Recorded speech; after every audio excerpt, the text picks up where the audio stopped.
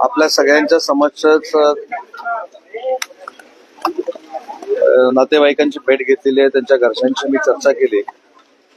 मला तर असं वाटतं की हा नीचपणाचा कहर आहे। पोलीस अधिकाऱ्यांशी देखील मी चर्चा केलेली आहे। 3 जणांना अटक केलेली आहे। 2 लोक जी फरार आहेत त्या 2 लोकांसाठी 6 पथकं तयार केलेली आहे आणि मला सगळ्यांनाच अशी अपेक्षा आहे की पुढच्या 24 तासामध्ये त्यांना देखील जेलमध्ये टाकण्यामध्ये आमचे पोलीस यशस्वी होतील। परंतु हे जरी असलं तरी जो निगरूणपणा दाखवलेला आहे, जो अतिशय नीचपणा केलेला आहे, त्यांना कडक शिक्षा झाली पाहिजे हीच आमची सगळ्यांची भूमिका आहे। आणि हीच भूमिका मी त्यांच्या वडिलांशी देखील बोललोय, त्यांच्या काकांशी देखील बोललेलो आहे। आणि माझं तर मत असं आहे की अशा पद्धतीचं धाडस भविष्यामध्ये कोणी करू नये। अशा पद्धतीची शिक्षा या 5ही लोकांना झाली पाहिजे। सुदैव एक आहे की 10 महिन्याचं जे बाळ होतं ते आता यांच्या ताब्यामध्ये पोलिसांनी दिलेलं आहे आणि या सगळ्या गोष्टीचा परिणाम कायमस्वरूपी समाजावर होत असतो। आणि म्हणून मी पोलिसांशी देखील चर्चा केली की नुसतं 5 जणांपुरतं तपास न थांबवता अजून याच्यामध्ये काही कंगोरे आहेत का त्याचा देखील तपास पूर्ण पोलीस करतील। तसं गायकवाड साहेबांची देखील माझी चर्चा झालेली आहे, ते देखील इथे उपस्थित आहेत। आणि घरच्यांची चर्चा केल्यानंतर पोलिसांच्या तपासाबाबत त्यांनी समाधान देखील व्यक्त केलेली आहे। परंतु शेवटी साहजिक गेलेली व्यक्ती ज्या निगरूणपणानं मारहाण झाली ती परत येऊ शकत जरी नसली तरी भविष्यामध्ये या घरावर जो फार मोठा आघात झालाय तो भविष्यात कुठेही होऊ नये किंवा याची पुनरावृत्ती होऊ नये याची देखील पोलिसांनी दखल घेतली पाहिजे। आणि त्याच पद्धतीनं आमचं पोलीस डिपार्टमेंट काम करतंय। मी देखील शासनाच्या वतीनं त्यांच्या कुटुंबाला धीर देताना सांगितलेलं आहे की आम्ही सगळे शासन तुमच्या सोबत आहे, वैयक्तिक आम्ही तुमच्या सोबत आहोत, परंतु ही प्रवृत्ती ठेचली पाहिजे, या नीचपणाला शिक्षा झाली पाहिजे हीच आमची सगळ्यांची भूमिका आहे। सर काय सांगाल की गेल्या काही दिवसापासून अशा घटनांमध्ये जे आहे ते वाढ होते। आता नुकतंच परीक्षा विषयाचं प्रकरण जे आहे ते झालं त्यामध्ये देखील आश्वासनांचा पाऊस झाला, मात्र मंगेशकर रुग्णालयावर पुढली कारवाई झाली। एक डॉक्टरांना मला असं वाटतं की हे दोन विषय आहेत। मंगेशकर हॉस्पिटलमध्ये जो विषय झाला तो मला असं वाटतं की वेगळा आहे आणि हा विषय जो आहे तो वेगळा आहे। त्यासाठी झगडावं लागलं त्यांना की अपवाद मी सांगतो हा जो विषय आहे हा विकृतपणाचा कळस आहे, हा नीचपणाचा कळस आहे। अशा पद्धतीनं 1 वर्षामध्ये स्वतःला पैसे मिळाले नाहीत, स्वतःला गाडी मिळाली नाही, स्वतःला मोबाईल मिळाले नाहीत, फ्लॅपचा मोबाईल मिळाला नाही, म्हणून अशा सुशिक्षित कुटुंबानं जे राजकारणामध्ये दुनियेचे कैवारी म्हणून फिरत असतात अशा लोकांनी अशा पद्धतीचा अत्याचार करणं हे म्हणून मी त्याला शब्दप्रयोग केला की हा नीचपणाचा कळस आहे आणि या नीचपणाला शिक्षा झाली पाहिजे ही शासनाची भूमिका आहे, आमची सगळ्यांची भूमिका आहे। राजेंद्र हगवणे जे ते प्रमुख आरोपी मानले जातात ते एका राजकीय पक्षाचे पदाधिकारी आहेत आणि अजूनही ते फरार आहेत। 2024 मध्ये देखील त्याच्या मोठ्या सुरानं पोलिसांमध्ये तक्रार दिली होती, तेव्हा काही झालं नाही। तेव्हा जर का पोलिसांनी काळजी घेतली असती, कारवाई केली असती तर असा प्रकार घडला नसतात असं देखील म्हटलं जातं। तर यामध्ये कुठच्याही पक्षाचा कुठचा जरी कार्यकर्ता असला तर त्याला काही सर्टिफिकेट दिलेलं नाही असं करायचं। त्याच्यामुळे त्याचा जो काही राजकीय आवाका असेल किंवा अन्य काय असेल त्याच्याशी निगडीत न राहता कठोर कारवाई पोलिसांनी केली पाहिजे हीच आमची भूमिका आहे। आणि त्यावेळी तसं पोलिसांनी का केलं नाही या संदर्भातली आज जरी माहिती माझ्याकडे नसली तर त्याची माहिती आम्ही नक्की घेऊ, परंतु राजकीय पुढाऱ्यानं असं करावं असं कुठं नाही आहे।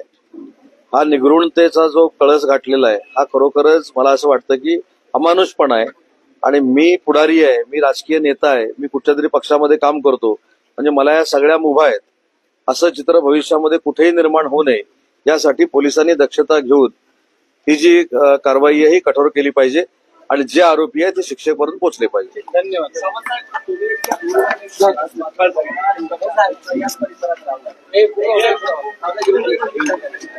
शासन म्हणून आलोय, शेवटी कोण यावं कोण जावं हा प्रत्येकाचा प्रश्न आहे, पण मी जर शासन म्हणून प्रतिनिधी म्हणूनच सांगतोय की कोण आलं आणि कोण जरी आलं नसलं तरी या नालायक लोकांना विकृत लोकांना शिक्षा झाली पाहिजे ही शासनाची भूमिका आहे। आणि मगाशी जो आपण प्रश्न विचारला की जे 2 फरार आहेत त्यांचं काय होणार आहे, मला पूर्ण खात्री आहे की येत्या काही तासामध्ये त्यांना देखील अटक होईल आणि सगळी मंडळी शिक्षेपर्यंत पोहोचतील अशा पद्धतीची कारवाई पोलीस डिपार्टमेंट करेल. ठीक आहे.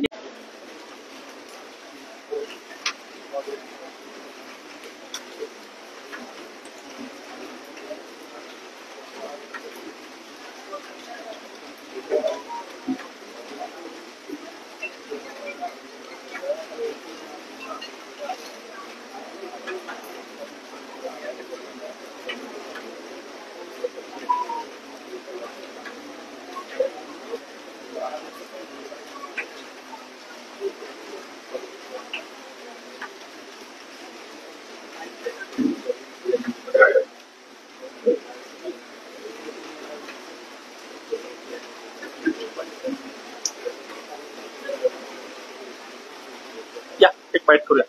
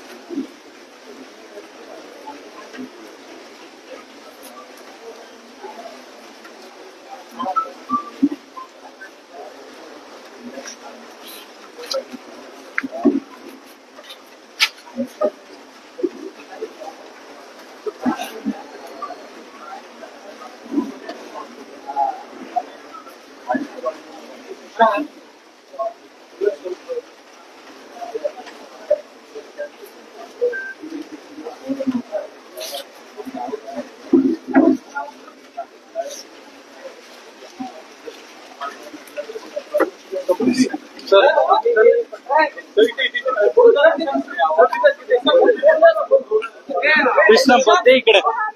हा 1 मिनिट कृष्णा करतोय.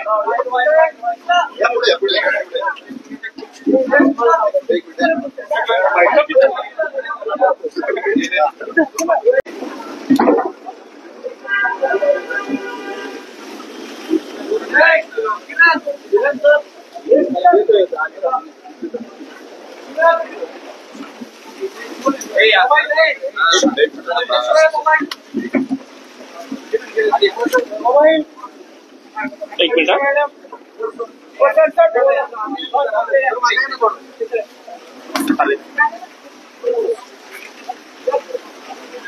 अरे मोबाईल मागे ना प्लीज. Photo photo.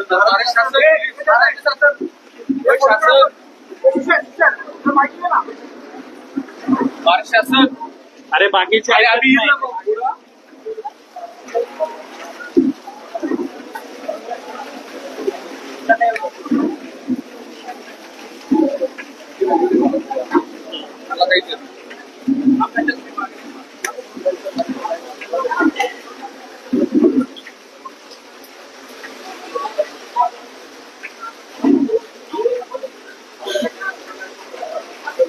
दादा आहे ना बाकी काहीच येत नाही आम्हाला.